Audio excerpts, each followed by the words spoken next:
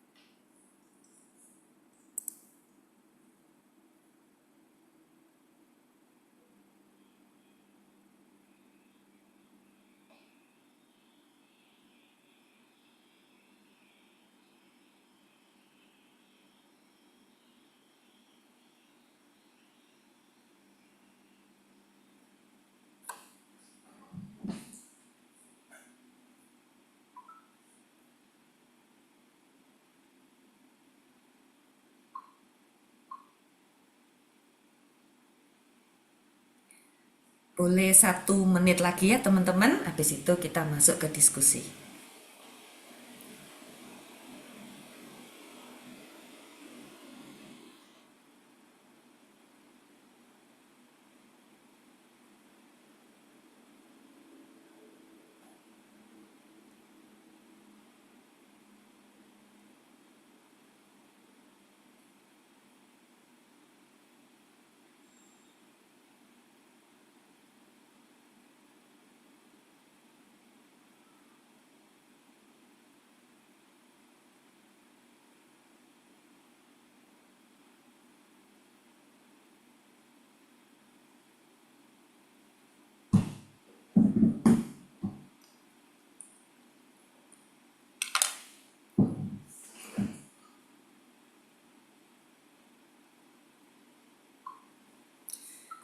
Oke, aku stop dulu share-nya. Yuk teman-teman, kita boleh memulai diskusinya ya. Teman-teman boleh mengungkapkan, teman-teman boleh berbeda pendapat. Kita mau bahas, kalau menurut kelompok yang ada di sini, bagaimana sih kita mendefinisikan bisnis itu, gitu ya. Oke, silakan. Ada yang mau memberikan komentar lebih dulu? Kayaknya ragu-ragu ya.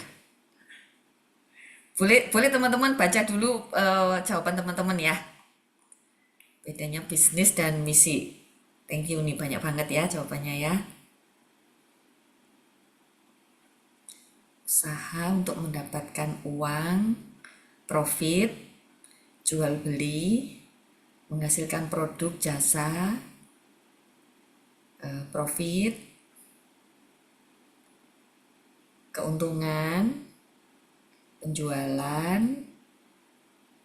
Kalau misi tadi kata kuncinya banyak yang tujuan ya.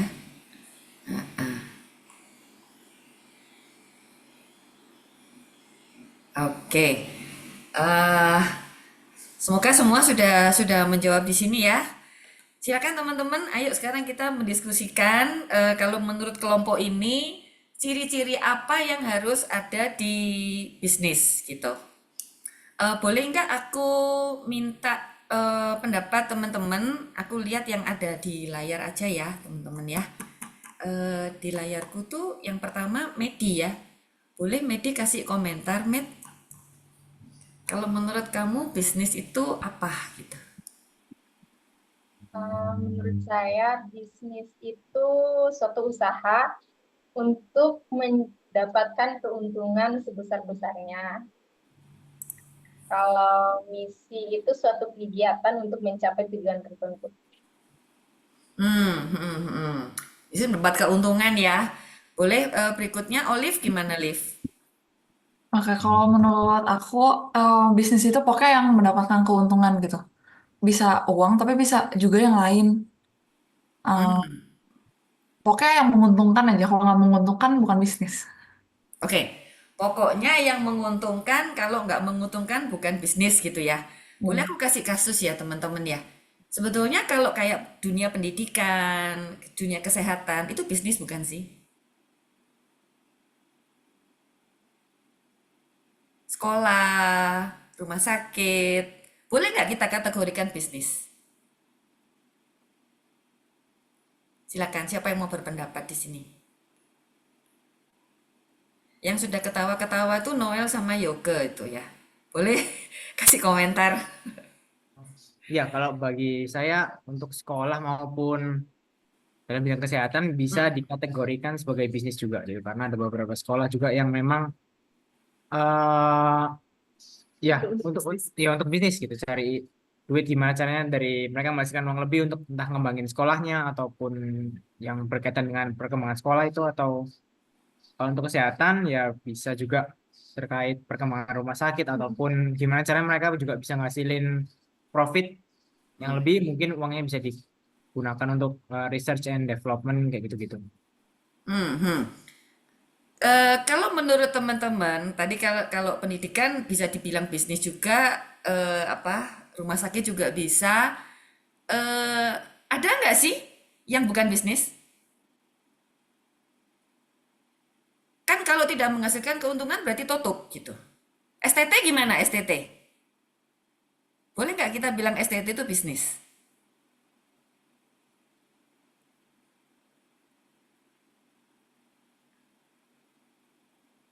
Halo, boleh?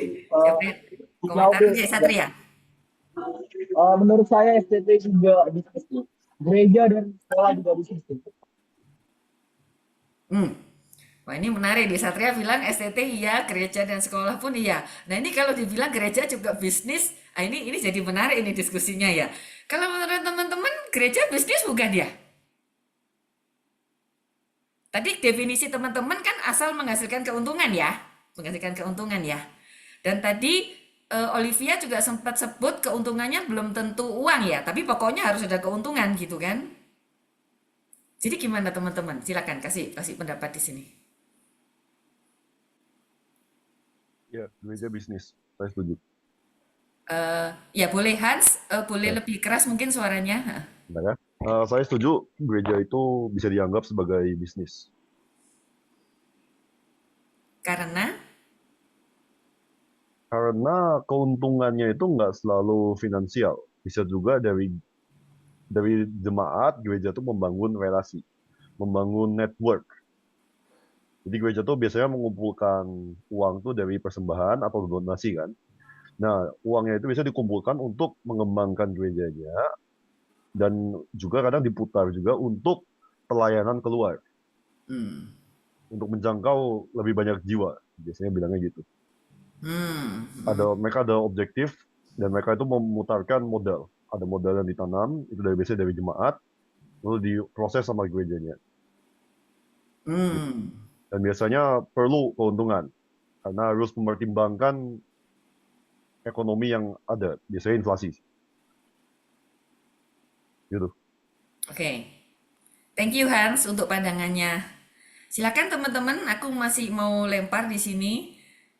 eh Apakah itu juga kita kategorikan dalam tanda petik nih? Itu tuh juga bisnis. Kalau definisinya tadi adalah menurut teman-teman menghasilkan keuntungan. Boleh silakan. Ya, ya sih. Kalau dari aku, mendefinisikan bisnis itu memang suatu kegiatan usaha yang itu profit based, tapi profitnya itu dalam bentuk harta, kekayaan, uang yang terlihat dan itu bisa diputar kembali. Nah, kalau sementara gereja ataupun sekolah, adakah yang memang tidak profit based? Setahu aku, gereja dan beberapa yayasan kayak yayasan panti asuhan dan lain-lain itu secara harta, uang atau aset itu tuh tidak fokusnya profit base, tapi mereka menarik donasi dan itu yang diputar dan itu tidak kembali kepada seseorang atau lembaga itu supaya lembaga itu fokusnya adalah kekayaan. Jadi menurut saya gereja atau bahkan sekolah-sekolah tertentu yang berbentuk donasi kasih itu tuh tidak masuk ke dalam konteks bisnis. Tapi bisnis sendiri itu adalah sebuah kegiatan yang memang fokusnya untuk memperkaya atau menambah profit dalam bentuk aset atau harta keuangan. Dan itu bisa ditarik untuk lembaga tertentu atau pribadi atau personal gitu. Jadi menurut saya gereja atau yayasan-yayasan tertentu ada yang mungkin kalau fenomena sekarang ada gereja yang seperti itu, tapi secara maknanya seharusnya gereja bukan tempat untuk menghasilkan profit kekayaan harta.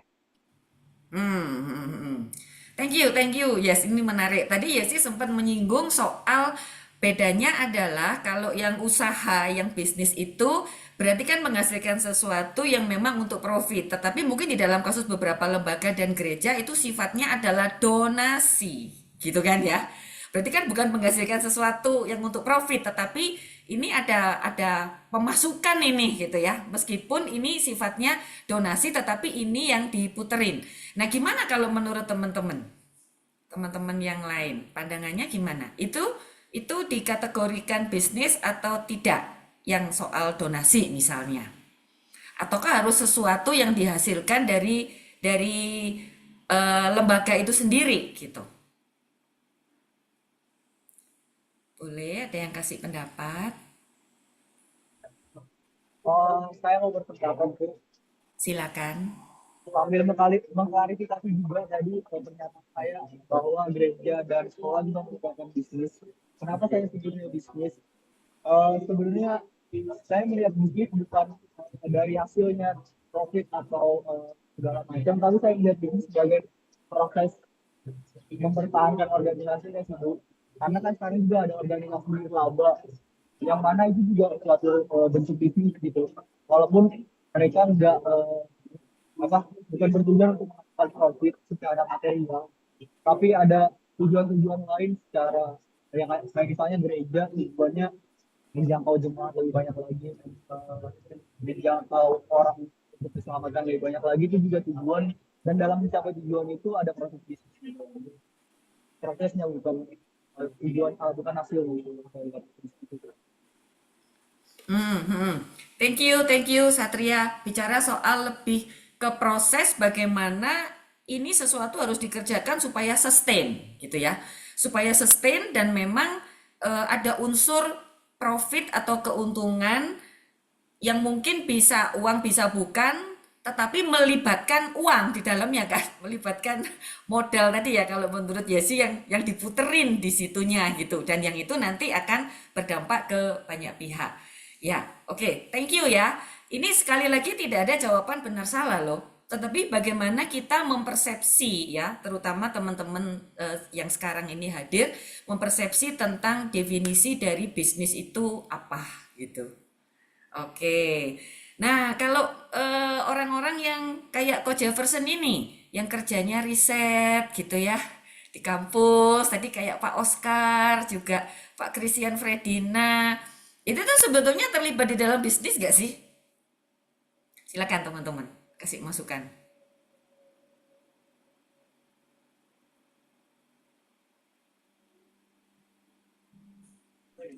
Izin menjawab, Tante. Silakan Riko. Ya, sorry nggak bisa on cam ya karena kayaknya Apa? jaringan saya nggak stabil di sini. Nggak Menurut apa-apa. saya juga kayak penelitian riset itu termasuk bisnis ya, karena kayak mungkin definisi bisnis dari saya itu adalah kayak dia tuh keuntungannya tuh dua arah gitu ya. Jadi ke kita dapat, ke orang yang menggunakan barang atau jasa kita juga ada gitu. Nah, contoh riset ya. Riset itu penelitian yang basicnya kalau misalkan dia ke orang lain, mungkin penelitian kita itu bisa dipakai untuk penelitian selanjutnya gitu. Jadi, nah ke kitanya juga pasti dapat ya mungkin uang gitu ya. Kan kita punya hibah gitu ya, dana penelitian, kita dapat sesuatu dan hasil penelitian kita ini juga bisa dimanfaatkan sama orang lain yang kira-kira membutuhkan riset kita gitu. Gitu Tante, menurut aku. Ya, thank you Riko. Nah ini menarik lagi, ketambahan lagi nih ya ciri-ciri dan karakternya. Yaitu di dalam bisnis itu yang profit itu bukan cuma kita gitu ya, kita harus dapat, tapi ada orang lain juga gitu yang mendapatkan manfaatnya gitu ya. Thank you Riko, makin memperkaya diskusi kita. Silakan teman-teman yang lain, apakah ada yang mau menambahkan tentang ciri-ciri bisnis itu apa gitu? Gak apa-apa kalau belum ada, berarti kita lanjut ya, kita lompat ya. Kita lompat ke misi. Sebetulnya yang aku maksud tadi dengan misi itu konteksnya adalah misi kekristenan. Tapi nggak apa-apa, teman-teman tadi banyak menjawab tentang misi yang secara umum ya. Tetapi yang dimaksud di sini itu sebetulnya adalah misi Kristen. Jadi boleh nggak sekarang kita ketik lagi di chat secara cepat. Teman-teman, menurut teman-teman misinya orang Kristen hidup di dunia itu apa? Nah, gitu. Silakan, boleh diketik di chat. Singkat aja. Misinya orang Kristen hidup di dunia itu apa? Oke, silakan. Thank you, Enrico.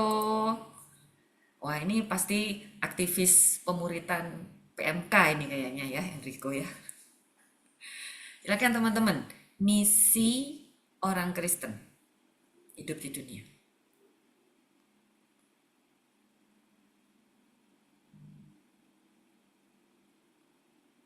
Oke. Thank you.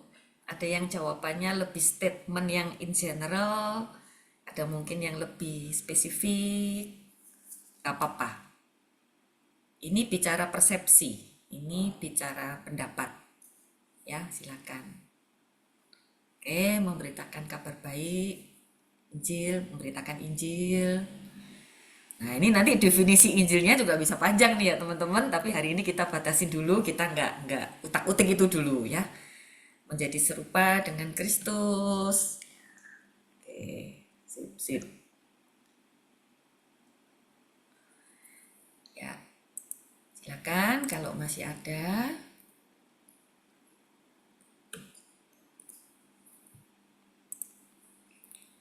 Oke, kayaknya lumayan terwakili ya. Tetapi in general teman-teman banyak bilang soal memuliakan Allah, serupa dengan Kristus, Injil gitu ya. Spesifiknya lagi tentang pemuritan gitu. Nah ini pandangan teman-teman menarik sekali misinya orang Kristen ini. Berarti aku langsung masuk aja deh ke pertanyaan yang kedua ya supaya lebih kompleks lagi diskusi kita. Aku izin share ya teman-teman untuk pertanyaan yang kedua. Tetapi ini tidak perlu di kolom chat. Ini langsung saja nanti didiskusikan secara lisan. Bisa nggak kalau yang definisi teman-teman tadi tentang bisnis itu, yang profit lah, keuntungan lah, dan seterusnya itu digabungkan sama misi tadi loh. Bisa nggak? Digabungkan sama tadi yang memuliakan Allah, yang memuridkan, yang memberitakan Injil, gitu ya. Oke, silakan. Siapa yang mau berpendapat terlebih dahulu? Itu tuh digabungin itu nyambung nggak gitu?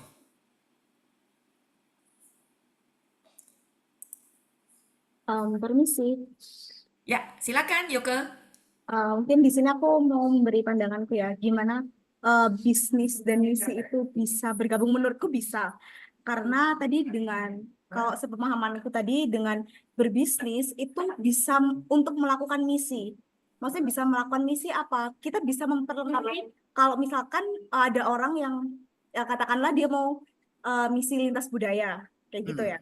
Nah, di situ juga akan perlu tuh yang namanya biaya operasional dan lain sebagainya. Nah, dengan bisnis ini kita juga sebenarnya itu bisa untuk memperlengkapi orang itu untuk melakukan misi. Jadi secara nggak langsung, meskipun toh kita nggak terjun ke lapangan untuk melakukan misi, tapi kita juga bermisi, yaitu memperlengkapi orang itu, orang tersebut ya, orang yang mau bermisi ke lapangan ini untuk bisa melakukan misinya. Itu sih kalau menurut aku ya. Jadi di dalam pekerjaan misi yang kayak misalkan kita mengutus itu kita bisa kasih apa yang dihasilkan dari bisnis kita kayak gitu kalau menurut aku. Terima kasih. Mm-mm. Thank you Yoke. Ada yang mau menambahkan nggak? Kalau aku nangkepnya dari Yoke gini, nggak tahu ya Yoke ini betul atau salah, tolong ya. Jadi bisnis jalan sendiri. Tetapi nanti apa yang dihasilkan oleh bisnis ini, mungkin either profitnya atau mungkin dampak keilmuan yang dihasilkan atau apapun, ini yang kemudian dipakai untuk orang-orang yang bermisi. Tetapi berarti bisnisnya jalan sendiri, misinya jalan sendiri, tapi bisnisnya support misinya. Apakah seperti itu Yoga? Aku nangkepnya tadi gitu.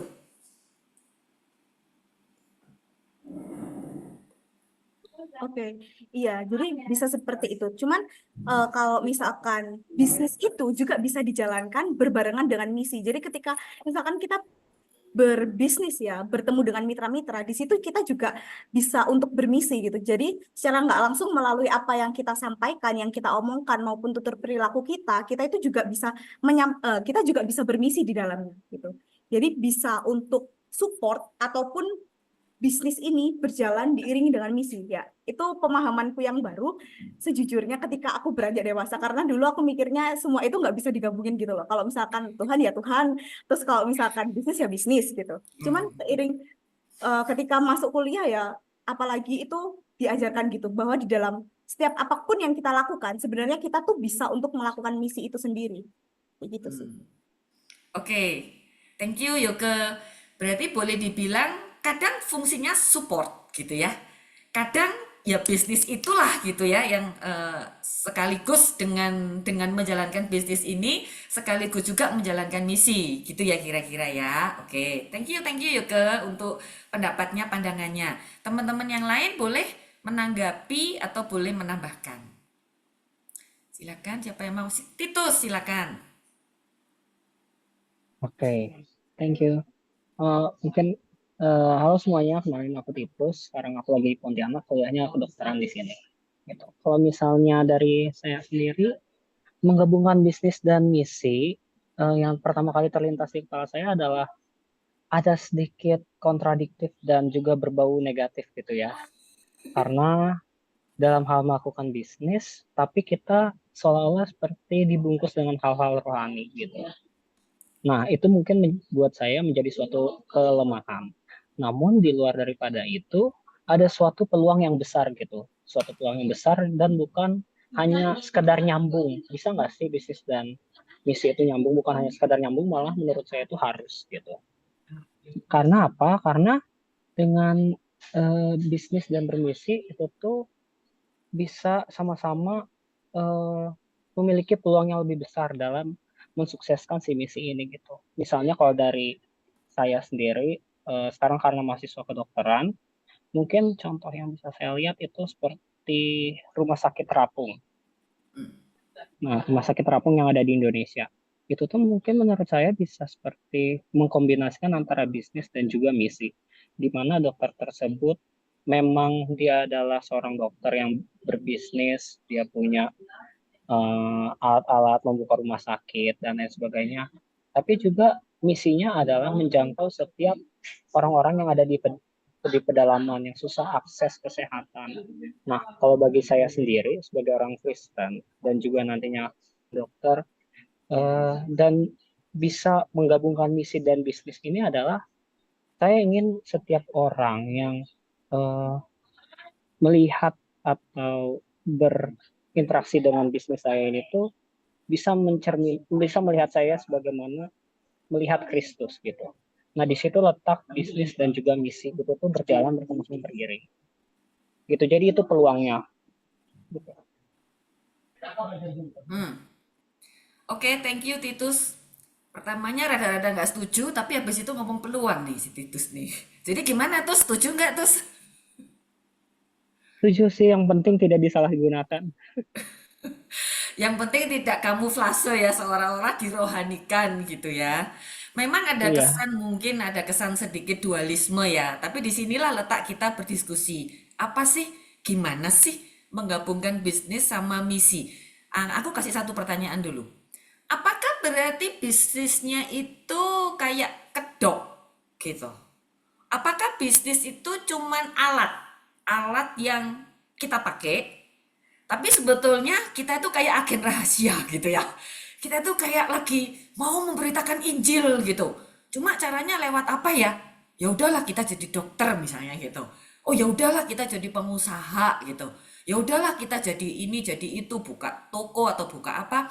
Tapi dengan misi yang terselubung itu tadi untuk memberitakan Injil misalnya. Teman-teman setuju nggak dengan pandangan yang seperti ini? Menggabungkan bisnis dan misi.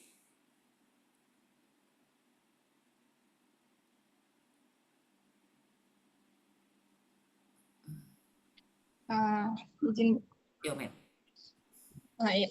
Kalau menurut saya setuju sih Bu. Soalnya kan untuk perkembangan zaman sekarang kita jadi orang Kristen tuh harus jadi lebih kreatif untuk menjangkau orang-orang, anak-anak, apalagi anak-anak muda zaman sekarang.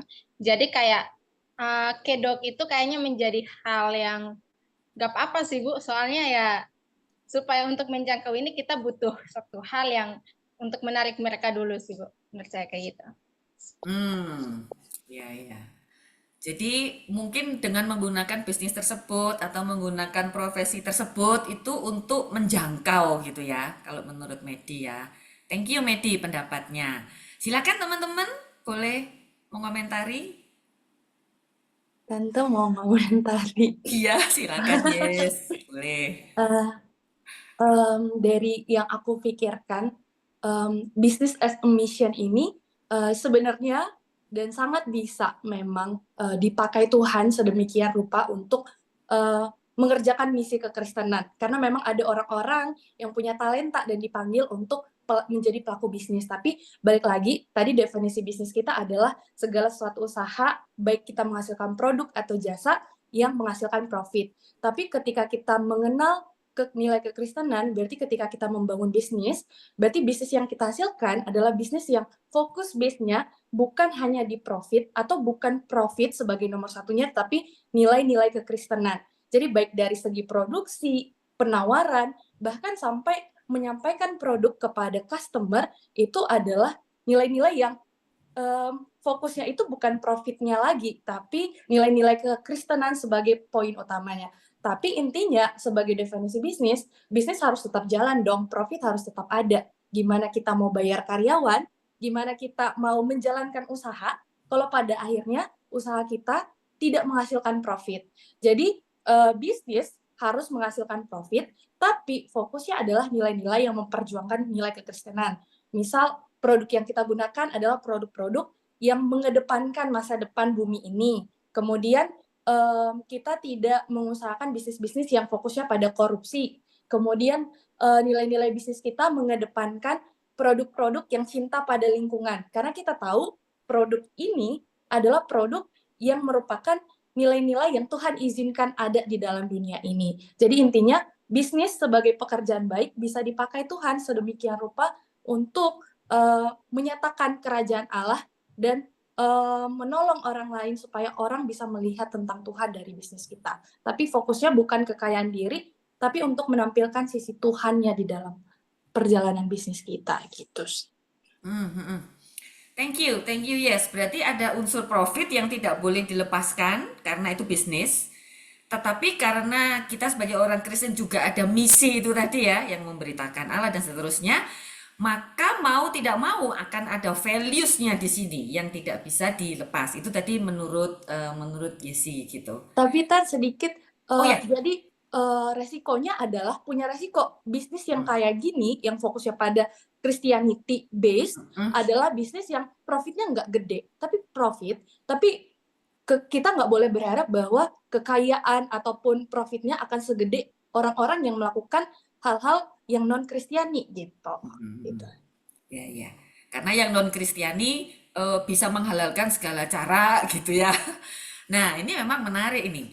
Bagaimana sekarang, ini saya jadi kepikiran ya, bagaimana sekarang kalau misalnya begini, dari sisi bisnisnya ternyata dia menghasilkan produk yang sebetulnya nggak baik gitu ya, nggak baik. Misalnya kalau kita lihat sekarang makanan-makanan yang tidak sehat itu, bisakah kita mengkategorikan produk-produk makanan yang tidak sehat itu bisnis as mission? Tapi yang punya Kristen loh. Tapi nanti CSR-nya gede nih, dipakai buat biayai sekolah di pedalaman, bikin panti asuhan gitu ya. Waduh, banyak pelatihan-pelatihan, banyak kasih makan gratis gitu ya. Tapi produknya itu sendiri ternyata dalam tanda petik nih merusak gitu ya. Mungkin merusak lingkungan, mungkin merusak kesehatan. Untuk yang kategori kayak gini, bolehkah itu dikategorikan yang tadi itu bisnis dan misi digabung? Tapi dia menjalankan misi Tuhan loh. Di kantornya ada persekutuan, ada PA gitu ya. CSR-nya untuk menolong yang tidak mampu gitu. Tapi produknya dia itu tidak membangun masyarakat gitu. Silakan teman-teman boleh kasih pendapat.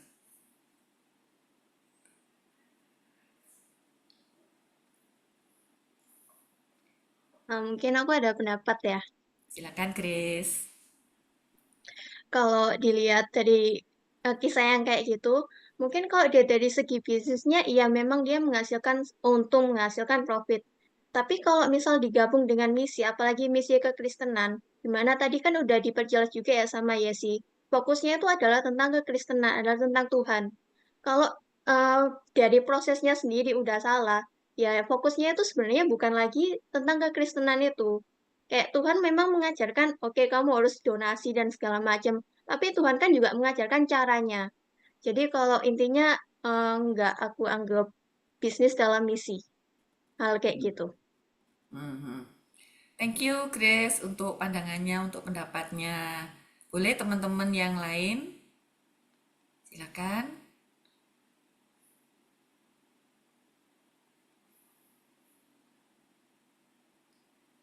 Bisa.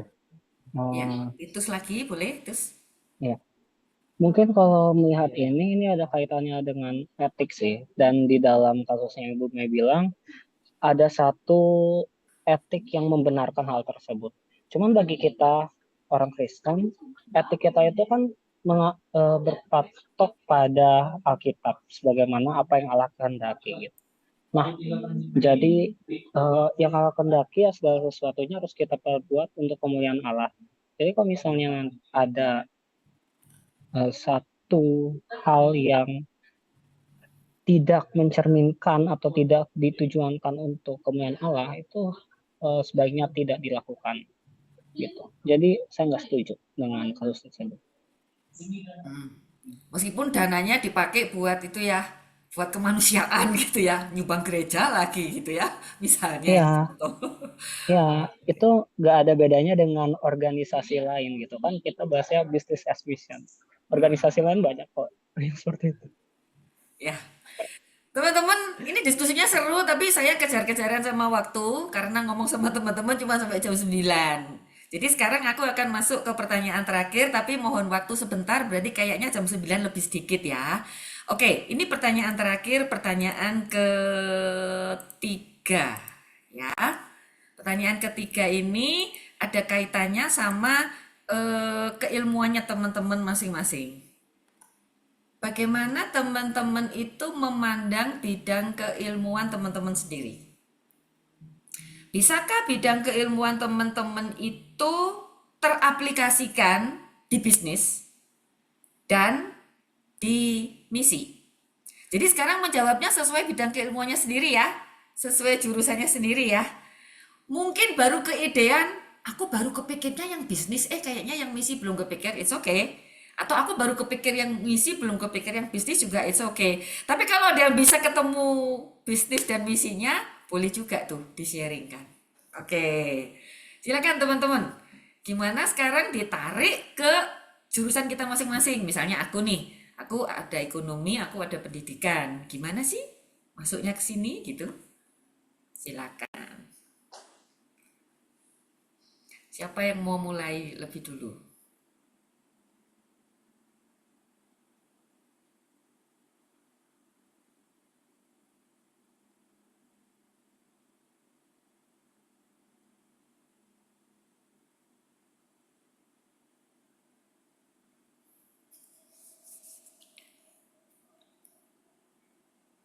Mana teman-teman? Kayaknya kita cari jurusan-jurusan yang susah gitu. Kayaknya ada yang matematika ya. Aku lupa deh siapa yang Tanya tante. Oh ya, Ada. Enrico. Ayo Enrico, matematika Oke. gimana nih matematika? Boleh nih kita diskusi nih. Teman-teman kalau mau kasih masukan ke Enrico boleh ya. Oke. Apa ya? Mungkin profesi lulusan math itu ya mungkin banyak gitu, tapi yang spesifik yang mungkin terbayang aku di bidang pendidikan juga kali ya tante ya. Mungkin sebagai seorang lulusan matematika ya mungkin kita bisa jadi pendidik ya, entah itu guru atau dosen lah gitu. Nah ibaratnya seperti itu. Nah menurut aku dengan berprofesi seperti itu bisnisnya udah dapat sih pasti menurut aku ya, karena satu kita dapat profit, yang kedua profit untuk kita gitu ya berupa mungkin salary atau apa, yang kedua knowledge untuk orang yang kita ajar gitu ya. Jadi sama-sama ada profit yang diperoleh gitu. Nah kalau dari segi misi entah kenapa gitu ya, entah kenapa aku nggak bilang jurusan lain pekerjaan lain itu susah untuk bermisi gitu, tapi yang paling kelihatan di mataku itu sekarang adalah kalau misalkan kita sebagai seorang pendidik atau pengajar itu sangat mudah untuk menanamkan nilai-nilai kekristenan saat kita mengajar gitu. Nah jadi kayak dulu kan aku pernah jadi asisten gitu kan. Nah, itu kayak koordinatornya tuh langsung ngomong gitu. Kebetulan koordinatornya juga anak PMK. Terus dia bilang kayak, coba nih selama sesi pemaparan materi kamu tanamkan ini nilai-nilai kekristenan gitu. Kamu ajak-ajak ikut sempil-sempilin ikut-ikut ya pemuritan atau apa gitu. Nah jadi kayak apa ya? Ya sejauh ini sih yang sepenglihatan saya itu seperti itu gitu. Kalau mau nanam profit ya oke, dari profesi bisa gitu kan. Dari misinya juga bisa disempil-sempilin dari pengajaran itu gitu. Ya sejauh ini sih gitu ya tante ya. Kayaknya kalau jadi guru mah jalan tol gitu ya misinya teh ya. Kayak lebih Ya dilancarkan gitu ya. betul. Oke, thank you Enrico buat pandangannya. Coba kita tanya Chris, kan Chris jurusannya kimia ya. Nah, ini gimana ini kimia ini ya? Boleh Chris, silakan. Oke, mungkin kalau aku kan jurusannya farmasi ya. Jadi Oh iya ya farmasi. ya, jadi mungkin kalau yang pernah aku pelajari juga sebelum-sebelumnya, ada satu studi itu studi farmakoekonomi. Jadi kayak kita itu menganalisis dari segi biaya. Nah, ada di situ diungkapin kalau sebenarnya tuh banyak banget orang-orang yang apa ya, yang kayak terhalang dalam bagian pelayanan kesehatan karena masalah biaya. Dan mungkin kalau implementasinya di bidang farmasi, itu yang paling sering ada itu ya pembuatan obat-obat generik. Ya, kalau tahu obat-obat itu kan biasanya apalagi obat yang masih baru ada gitu. Itu harganya itu bisa sampai jutaan, puluhan juta. Nah, dengan adanya pembuatan sintesis kayak obat-obat generik itu diharapkan apa ya, dia bisa ngasih harga lebih murah, tapi juga ada efektivitas yang linear gitu, yang sama kayak gitu. Itu sih mungkin salah satunya. Ya. Thank you Grace buat sharingnya gitu ya. Berarti Grace mendefinisikan terjun di dalam misi itu bukan bikin KKR ya Grace ya, tapi bikin obat generik gitu. Karena lewat obat generik inilah nanti akan ada banyak orang-orang sakit yang kurang mampu secara finansial itu bisa tertolong gitu ya. Thank you Grace untuk sudut pandangnya. Teman-teman, aku nggak terlalu hafal jurusan teman-teman satu persatu ya, tapi mungkin boleh memberikan pendapat yang jurusannya mungkin agak berbeda ya. Yang terkait sama guru dan seterusnya, ya udah mungkin udah diwakili Enrico, tapi mungkin yang jurusan lain, boleh silakan. Tan, aku Ya. kepikiran satu hal. Aku kan di manajemen, sebenarnya manajemen bisnis, tapi di bagian HR. Nah, ini tuh terlalu rancu banget karena memang kita ngurusin manusia di kantor. Nah, Ya. aku pernah magang di satu tempat dan aku pernah kepikiran setiap kali karyawan baru mau masuk, biasanya di situ tahap perusahaan mencekoki nilai-nilai perusahaan. Nah, aku pernah bermimpi gitu kayak pengen buka satu konsultan tentang HR di mana ini tuh menyiapkan produk-produk yang fokusnya untuk menyambut karyawan tapi menanamkan nilai-nilai karyawan yang baik itu seperti apa. Misal dengan permainan kartu atau gamification atau metode-metode tertentu untuk menanamkan nilai-nilai tertentu lah bagi employee yang baru supaya mereka bisa well perform lah ketika bekerja dan mereka tahu mereka kerja mau ngapain kayak gitu. Jadi dulu pernah bermimpi pas di awal-awal masuk ke penjurusan ini apa suatu saat nanti aku buka HR consultant ya gitu. Gitu sih Tante. Thank you teman-teman, thank you ya, menarik ya. Teman-teman jangan takut untuk bermimpi, jangan takut untuk ideation ya. Karena nanti harapanku nih ya, idenya teman-teman, mimpinya teman-teman tuh ayo dikonkretkan gitu ya. Ayo nanti ada tim expert yang akan membantu mengkonkretkan itu. Kayaknya jurusan lain lagi yang agak susah ini IT kali ya. IT ini nggak ketemu orang nih ya.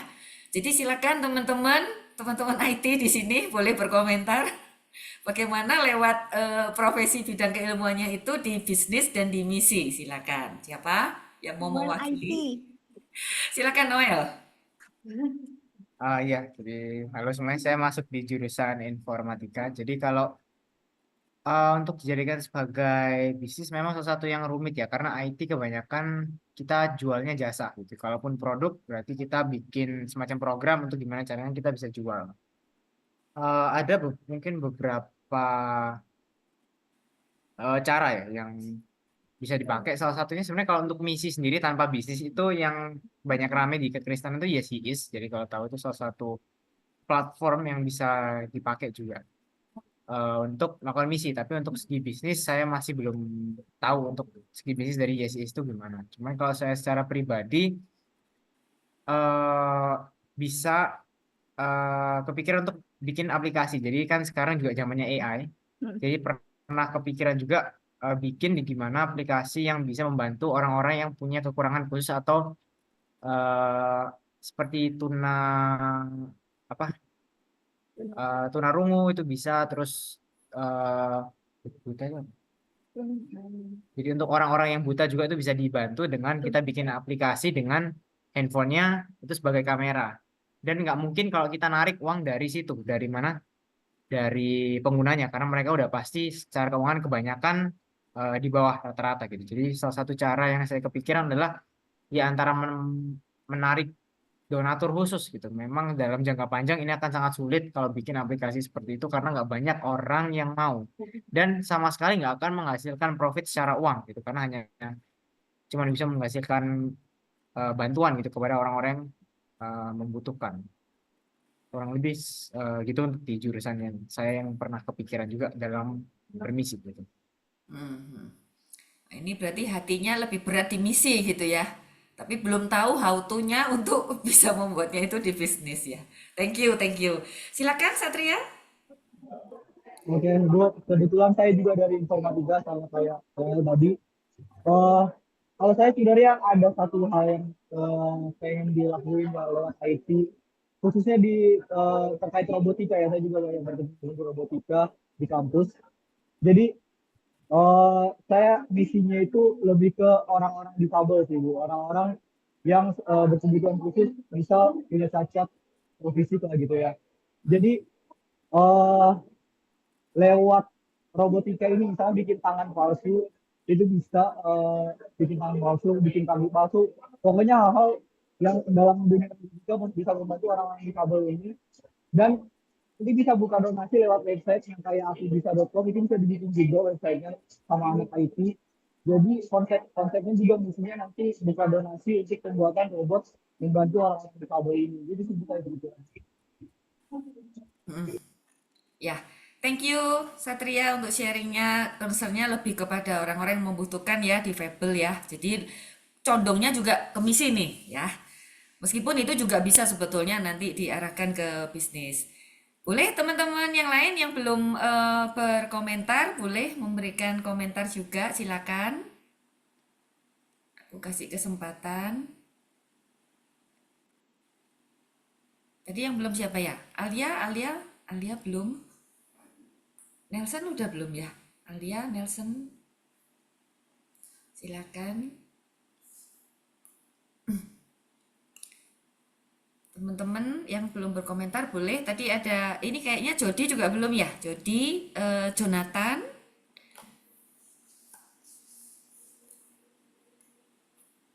Apakah ada yang mau menambahkan komentarnya? Tidak ada? Oke. Permisi. Ya, Ya, ya silakan mungkin, Yuka. oke. Mungkin di sini aku tadi agak mirip ya sama Kak Yesi. Kalau Kak Yesi tadi geraknya di konsultannya HR. Aku waktu itu sempat menggumulkan ya, karena maksudnya melihat kondisi yang ada saat ini yang kayak anak-anak tuh suka ada di kafe, terus kayaknya kafe itu menjadi rumah kedua mereka gitu. Bahkan ada juga temanku yang nginep di kafe gitu. Nah, ini yang jempol ini kayaknya relate ya Kak Titus. Nah, jadi aku waktu itu sempat terpikir untuk aku bikin ini cafe konseling gitulah kasarannya ya. Jadi karena dengan basicku sebagai psikologi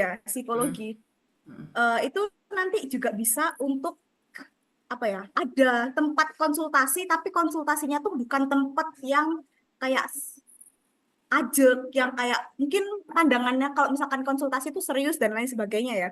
Tapi itu dibikin untuk tempat yang lebih nyaman gitu, yang mana itu adalah kafe. Kayak gitu. Aku pernah kepikiran untuk bikin seperti itu. Nah, itu sebenarnya kayak kalau misalkan dari segi bisnis, menurut aku itu bisa berjalan. Nah, kalau dari segi misinya sebenarnya dari ketika konseling itu sendiri gitu. Jadi aku berpikir kalau misalkan orang yang datang ke psikolog itu adalah orang yang memerlukan pertolongan. Di mana dia berarti kalau misalkan datang ke aku, dia berarti percaya ke aku gitu. Dan mungkin aku waktu itu berpikir kayak logikanya dia berarti menuruti apa yang aku sarankan gitu kan. Nah, di situ bisa tuh dimasukkan nilai-nilai kekristenan. Sebenarnya aku belum melihat lebih lanjut ya tentang kode etik dan lain sebagainya. Tapi aku rasa itu ketika aku masuk ke psikologi itu yang jadi keinginanku basicnya. Terus setelah melihat kondisi teman-teman yang sekarang seperti itu, jadi aku berpikir waktu itu untuk pengen punya nih cafe counseling. Jadi kayak tetap basicnya cafe. Jadi kayak misalkan lantai satunya itu tempat nongkrong, nanti lantai duanya baru dibuat yang untuk counseling gitu. Jadi nanti full satu lantai itu akan dibuat counseling gitu. Jadi akan banyak stimulus-stimulus. Seperti itu sih kalau aku berpikirnya ya. Jadi bisnisnya aku rasa bisa jalan, terus misinya juga di situ aku rasa juga bisa berjalan di situ juga. Nah, kebetulan juga kakak kan ini jurusannya akuntansi. Jadi kita waktu itu ngobrol-ngobrol tentang hal ini gitu. Untuk mempergumulkan hal ini juga. Kayak gitu, terima kasih. Oke, thank you Yuke. Nah, teman-teman ini yang di-sharingkan Yuke menarik juga gitu ya. Bagaimana kita juga dengan ide-ide kita itu kita nanti bisa saling kolaborasi. Tadi Yuke baru cerita soal dia sama kakaknya. Nanti tak kenalin di sini ada Jonathan arsitek gitu kan. Nanti dikenalin lagi sama siapa lagi yang lain. Jadi akhirnya di dalam kolaborasi ini ide-ide kita itu memang betul-betul nanti bisa diarahkan gitu ya. Itu yang teman-teman IT juga pasti akan sangat berguna ya, karena IT harusnya akan mampu untuk berdampak di semua bidang kegiatan usaha gitu ya. Oke, teman-teman masih ada lagi kah yang ingin di-sharingkan? Kita sudah sampai di sesi akhir, Jadi sifatnya lebih ke warna-sari ya. Mungkin teman-teman ada pertanyaan, ada harapan, ada keinginan, atau ada apapun gitu ya tentang apa yang akan kita kerjakan bersama-sama. Kalau ada yang perlu disampaikan, boleh disampaikan sebelum kita menutup acara ini. Silakan, apakah ada yang ingin menyampaikan sesuatu? Tidak ada. Semua baik-baik saja di sini. Ya. Oke, kalau tidak ada juga nggak apa-apa. Thank you teman-teman buat diskusinya hari ini dan semua sudah direkam gitu ya. Kita berharap juga nanti tim experts juga mendengarkan diskusinya teman-teman juga mulai memikirkan gitu ya bagaimana nanti bisa mentoring dan juga membantu teman-teman semua. Bolehkah kita berfoto sejenak ya teman-teman yang memungkinkan untuk on cam? Kita bisa on cam dulu sama-sama.